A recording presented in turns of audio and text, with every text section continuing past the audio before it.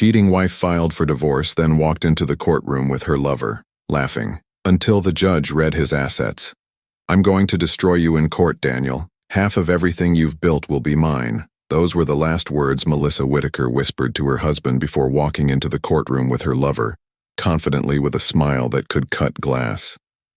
She had no idea that the man sitting across from her had already orchestrated the most brilliant financial chess move in divorce court history. What happened next will make you question everything you think you know about marriage, money, and revenge. Viewers, what would you do if someone you loved was secretly planning to take everything you'd worked for? How far would you go to protect yourself? Drop your thoughts below. Jason Miller believed he had hit the jackpot. At 36, his perpetually broke despite his expensive tastes, Jason had spent his adult life bouncing between wealthy women like a pinball seeking the biggest score. Real estate agent, investment consultant, luxury car salesman, his job titles changed as often as his addresses, but his goal remained constant: find a rich woman and charm his way into her bank account. Melissa Whitaker was supposed to be his retirement plan. For 18 months, their affair had been conducted in 5-star hotels and expensive restaurants across Chicago. Melissa paid for everything, of course. The Peninsula suite where they met twice weekly, the Rolex Submariner now adorning Jason's wrist, the BMW M4 he drove, registered in her name but parked in his garage. "She's completely infatuated," Jason bragged to his friend Marcus over drinks at the Four Seasons. "Says her husband's worth at least $8 million. Half of that becomes mine when she divorces him." Marcus raised an eyebrow. "Yours? You're not marrying her?" Jason's smile was predatory. "Might as well be. She'll do whatever I want once she has the money. We've already looked at condos in Miami. Penthouse living, baby." What Jason didn't understand was that Melissa viewed him exactly the way she'd once viewed Daniel, as a means to an end. The difference was that Jason's end involved spending her anticipated fortune while providing excitement Daniel never could. The night Melissa confronted Daniel, Jason waited in his apartment, champagne chilling, victory speech prepared. At 11:30 p.m., his phone buzzed. "It's done," Melissa's text read.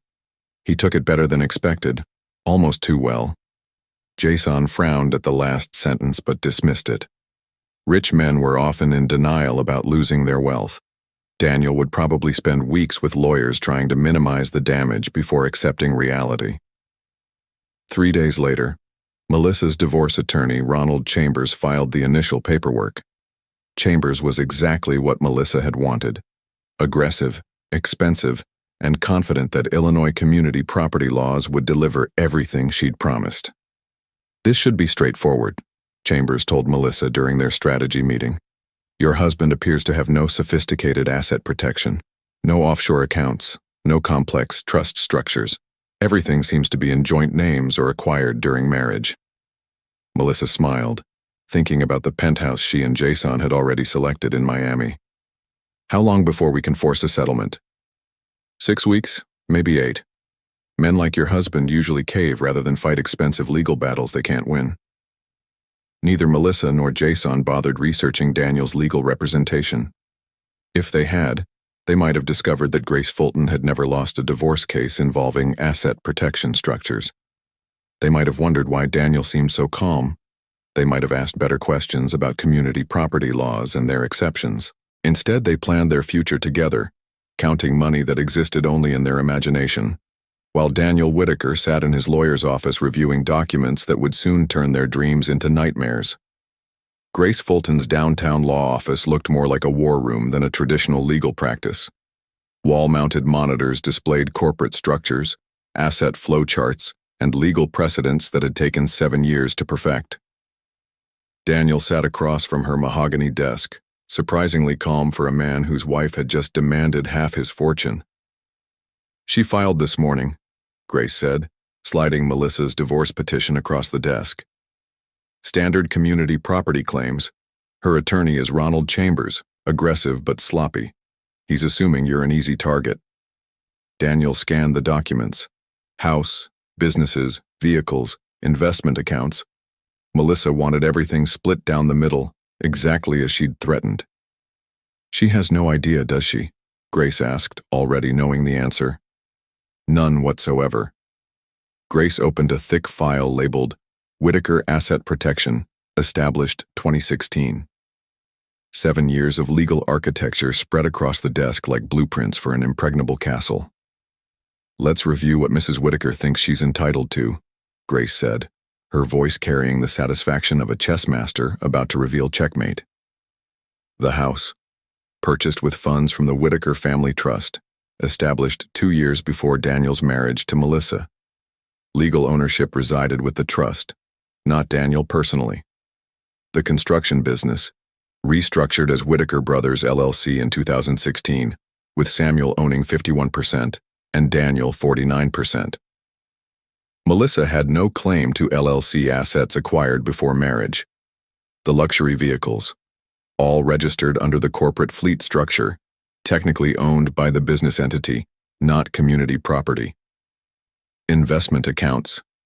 The substantial portfolios existed within the irrevocable trust structure. Daniel's personal checking account contained exactly $47,000, his monthly allowance from the trust. "The beauty of this structure," Grace explained, "is that it's completely legal and thoroughly documented. Every asset transfer, every corporate filing, every trust document was recorded years before Daniel met Melissa." Samuel had been more than a brother during Daniel's rebuilding years. He'd been a co-conspirator in creating legal protection that was both ethical and bulletproof. "What can she actually claim?" Daniel asked, though he already knew. Grace smiled.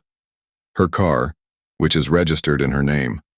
The contents of the joint checking account, currently $150,000, and whatever personal belongings she brought into the marriage. From an expected 8-figure divorce settlement to less than $200,000.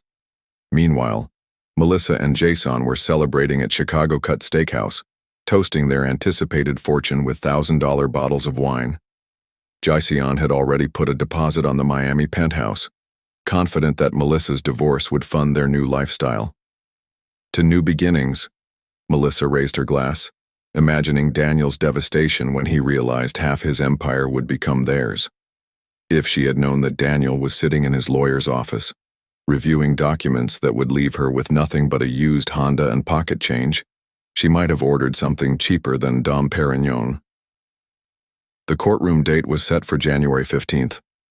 Melissa thought she was walking toward victory. She was actually walking toward complete destruction. The sound of Melissa's heels clicking across the marble courthouse steps echoed like gunshots in the crisp Chicago morning air. Designer Louboutin pumps, $400 manicure, and a smile so wide it could power the city. Her boyfriend, Jason, walked beside her, his arm draped possessively around her waist, both of them radiating the kind of confidence that comes from believing you're about to hit the jackpot. "This is it, baby," Melissa whispered as they approached the courthouse doors. "After today, we'll never have to worry about money again." Ronald Chambers, Melissa's attorney, carried himself with the arrogance of someone who'd bulldozed dozens of wealthy husbands in divorce court. His briefcase contained what he believed was a slam-dunk case. Community property claims worth approximately $4 million. "Remember," Chambers whispered to Melissa as they took their seats. "Show emotion, but stay dignified. Judges respond well to wronged wives who maintain their composure." Melissa nodded, already practicing the expression she'd use when Daniel inevitably broke down upon hearing the settlement demands. Across the courtroom, Daniel sat quietly beside Grace Fulton. No expensive suit, no flashy jewelry, no dramatic entrance. He wore a simple navy blazer and carried a single manila folder. To observers, he looked like a man resigned to his fate. Judge Lenora Harlan entered precisely at 9 a.m. 23 years on the family court bench had given her an ability to read people within seconds. She'd presided over thousands of divorce proceedings and could predict outcomes before lawyers finished their opening statements. Today felt different. "Whitaker versus Whitaker," Judge Harlan announced. "Dissolution of marriage with contested property division." Chambers stood with theatrical flourish. "Your Honor," My client Melissa Whitaker seeks equitable distribution of marital assets totaling approximately $4 million. Mrs. Whitaker supported her husband's business success throughout their 5-year marriage and deserves her rightful share under Illinois community property statutes. He gestured toward Melissa, who dabbed her eyes with a tissue on cue. My client requests division of the family home valued at $2.1 million, the construction business worth $1.8 million, luxury vehicles totaling $400,000, and joint investment accounts containing $300,000. Melissa squeezed Jason's hand beneath the table. This was it, the moment that would transform them from middle-class lovers into millionaire jet-setters. Judge Harlan reviewed the initial filings, her expression unreadable. Mr. Whitaker, how do you respond to these claims? Grace Fulton rose slowly, her movement deliberate and controlled. Your Honor, my client disputes the characterization of these assets as community property subject to division. She placed a thick folder on the podium. We have extensive documentation proving that the assets in question were legally protected before this marriage occurred. Chambers scoffed audibly. Your Honor, this appears to be a desperate attempt to hide marital assets. Illinois law is clear about community property rights. Judge Harlan's eyes narrowed. In her experience, desperate attorneys made noise while confident attorneys presented evidence. Ms. Fulton, please present your documentation. Grace opened the folder, revealing documents that would destroy everything Melissa believed about her future. Grace Fulton's hands moved with surgical precision as she extracted documents that represented 7 years of legal architecture. Each page was a nail in the coffin of Melissa's dreams. Your Honor, I present the Whitaker Family Trust, established March 15, 2016, 2 full years before Mr. Whitaker's marriage to the petitioner. Judge Harlan accepted the first document, her experienced eyes scanning the official seals and notarized signatures. The trust was irrevocable, comprehensive, and completely legitimate. Melissa's confident smile flickered. She glanced at Chambers, who was frantically flipping through his notes. This wasn't supposed to happen. His research had shown no sophisticated asset protection structures. The family residence at 847 Elm Ridge Drive, Grace continued, was purchased entirely with trust funds on September 3, 2017. Legal title resides with the trust entity, not with Mr. Whitaker personally. Another document hit Judge Harlan's desk like a thunderbolt. Chambers shot to his feet. Your Honor, this appears to be an attempt to retroactively shield assets from legitimate community property claims. Sit down, Mr. Chambers. Judge Harlan's voice carried warning. These documents are dated and notarized years before the marriage. Continue, Ms. Fulton. Whitaker Brothers LLC, established January 8, 2016. Mr. Samuel Whitaker holds 51% ownership. Mr. Daniel Whitaker holds 49%. All business assets, including the construction equipment and commercial properties, belong to the LLC entity. Melissa's face had gone pale. Jason's hand found hers under the table, but his palm was sweating. The vehicle collection. 10 luxury automobiles registered under the corporate fleet structure, purchased with LLC funds between 2017 and 2023, not personal property subject to division. Judge Harlan examined each vehicle registration, noting the corporate ownership and purchase dates. Investment portfolios totaling $3.2 million held within the irrevocable trust structure. Mr. Whitaker receives a monthly distribution of $50,000 for personal expenses, but has no ownership claim to the principal. Grace placed the final bombshell on the judge's desk. Bank records for the Whitaker joint checking account, established after marriage. Current balance, $150,000. This represents the only community property subject to division. The courtroom fell silent except for the sound of Melissa's world collapsing. Judge Harlan reviewed document after document, cross-referencing dates, verifying signatures, examining the legal structure that had protected Daniel's wealth with mathematical precision. Mr. Chambers, your client's claims rest on assets that legally belonged to trust and corporate entities before this marriage began. What is your response to this documentation? Chambers stammered, shuffling papers desperately. His slam dunk case had just evaporated like morning mist. Melissa turned to look at Daniel for the first time since entering the courtroom. He sat calmly, no triumph in his expression, just quiet vindication. 7 years earlier, sleeping in his pickup truck after Kendra's betrayal, Daniel had sworn this would never happen again. Today, that promise was being kept. The fortress had held. Judge Harlan's voice cut through the courtroom silence like a blade through silk. After reviewing the presented documentation, this court finds that the assets claimed by the petitioner were legally transferred to trust and corporate structures prior to the marriage in question. Melissa's breathing became shallow. The designer handbag in her lap suddenly felt impossibly heavy. The family residence, trust property, not subject to division. Jason's face went ashen. The Miami penthouse deposit flashed through his mind. Money he'd borrowed against his expected windfall. The construction business, LLC property with established ownership predating marriage. Chambers scribbled frantically, trying to formulate an appeal strategy for a case that was disintegrating in real time. Investment accounts, trust assets with documented premarital origin. Melissa's perfectly applied makeup couldn't hide the devastation creeping across her features. Vehicle collection. Corporate fleet assets, not marital property. Judge Harlan paused, letting the weight of each ruling settle before delivering the final verdict. The petitioner is entitled to division of community property consisting of jointly held checking account funds totaling $150,000 and personal property brought into or acquired individually during marriage. $150,000, Judge Harlan declared, from an expected $4 million to less than $200,000. Melissa's financial fantasy hadn't just died, it had been executed with legal precision. Jason stood abruptly, his chair scraping against the courtroom floor. "This is impossible," he muttered, loud enough for Judge Harlan to hear. Jason was already moving toward the exit, his dreams of penthouse living and luxury cars evaporating with each step. The borrowed money, the promises he'd made, the lifestyle he'd already started living. All of it crashed down like a house of cards in a hurricane.